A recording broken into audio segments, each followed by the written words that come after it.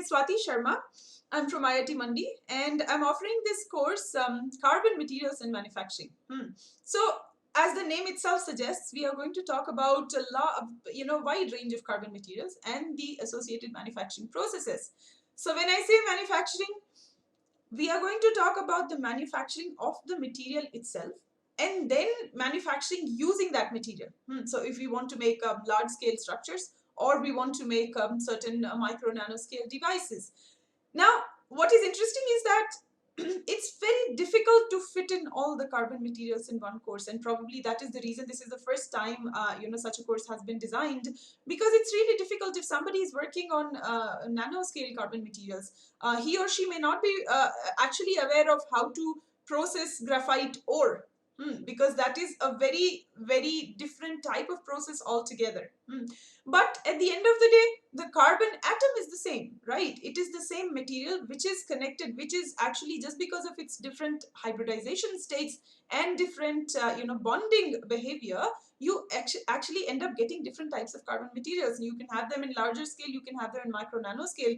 So the idea of connecting all carbon materials using these fundamental principles is what I have covered in this particular course. And there is one more very interesting thing, is that how to, so you know what is an allotrope. Allotropes are just different forms of carbon. But what is the official formal definition of an allotrope? There is a lot of confusion about carbon materials and their nomenclature. And can we classify the allotropes? Or can we, what should be the best method of classification of carbon allotropes or different carbon materials? There have been a lot of confusing theories, and there has been still, because see, what happens is carbon materials are often, they become very popular because they have very advanced and very interesting properties, mechanical, electrical, the fact that carbon is a very light material, low density material, but still it offers a lot of strength. Then it does, of course, it is inevitable that the carbon materials become very popular, and they become also industrially relevant very rapidly. But that also sometimes leads to confusion in terms of nomenclature, or often the research somehow moves towards just one carbon material for a given time. But this is not new for carbon. It has been, if you understand the history of carbon materials, which is also part of this course, then you will realize that carbon materials have been, in fact, this has always been an issue with carbon, that we will have certain confusion because of, way too much interest in carbon. Okay, so the idea here is that first we are going to learn about carbon as the element. What is hybridization? What are allotropes? How do we classify these allotropes? Why should we study carbon at all? So the first week's lectures are going to be more of this introductory type. Why should we study carbon? Why do we have carbon, or do we find carbon in the outer space? Where does the carbon atom come from? Okay, what happens in the red giant stars where the carbon is produced? The atom itself is generated. So the first week is going to be like that. Second week we are going to talk a little more about the hybridization, allotrope, these kind of fundamental aspects we are going to cover. You may think that this goes a little bit towards physics and chemistry, a little bit towards basic sciences. But from third week onwards, then we will start talking about the industrial carbon materials. So bulk industrial carbons this is something we'll cover first. So graphite, glass-like carbon, activated carbon. So all of these large-scale carbon materials. Then we'll move on to carbon fibers and carbon fiber reinforced plastics. Carbon composites also. So that those are known as carbon fiber reinforced carbon. And then we will move on to carbon nanomaterials. So this is the idea. Wherever possible, I'm trying to cover as much depth as possible. So this was something even I was apprehensive about this, that when I covered so many carbon materials and their processing and manufacturing and everything, then maybe I will not be able to, it should not become just an introductory course. This is this material, this is that material. So I have tried my best to cover as much depth as possible.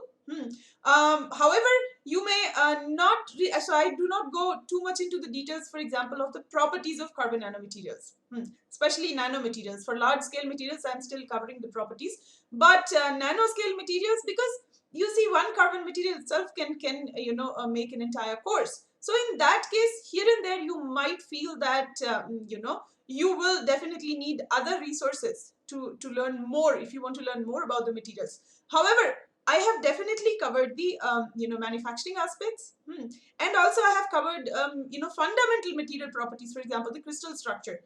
So that I have also covered in all cases. In fact, there is one new terminology that I have used in this course, which is known as curved carbon. So any carbon sheet-like structures, but which have a very strong curvature, we call them curved carbon structures. Okay, so you will also learn about this new concept, and you will also basically the idea is that the course covers the entire range of carbon materials. And at the end of learning this course, you should be able to find a very good job in a company, or you should be able to understand fundamental properties of the carbon materials, so you can also, this will help you in your research. So many of you might be researchers, some of you might be also interested in industrial jobs. For everyone, this course is very much relevant. One thing that I have emphasized in this entire course, and I would also like to mention it, that if you are working on one type of carbon material, whether it's a nanomaterial, whether it's a bulk material, that does not mean you should learn only about that material. The idea is that you need to learn how carbon developed over the last, or all these carbon materials, wherever we are today, how the development took place in the last 100 years. And I'm saying 100 years because for about 100 years, carbon has indeed been used in technological applications.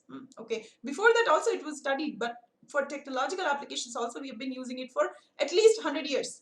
So you need to understand how things developed. During the processing or during the making of graphite, people came up with the fundamental concepts of making graphene. Today that is what, so graphene is a single layer of graphite, right? Now, how are graphite and graphene related? If you don't understand that, then it will be very difficult for you to understand graphene.